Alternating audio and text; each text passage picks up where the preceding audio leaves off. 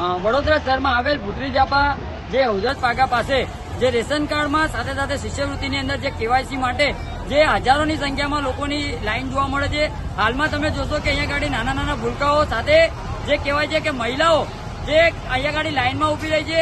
એટલે ખાસ કરીને વડોદરા મહાનગરપાલિકા દ્વારા જે પણ આયોજન કરવામાં આવ્યું છે તદ્દન ફેલ સાબિત થયું છે. ગઈકાલે પણ એક સેવા સેતુનો કાર્યક્રમ કરી અને કોર્પોરેટરો ધારાસભ્યોએ વાહવાહી કરી હતી, પરંતુ હાલમાં જે જગ્યા ઉપર જે લોકો લાંબી કતારોમાં લાઈનમાં ઉભા છે તેઓ માટે પાણીની સુવિધા નથી, મંડપની સુવિધા નથી, કોઈ જાતની ખુરશી બેસવા વ્યવસ્થાની સુવિધાઓ નથી. એટલે ખાસ કરીને જયારે વોટ લેવાનો હોય છે ત્યારે આ જ કોર્પોરેટરો અને આ જ ધારાસભ્યો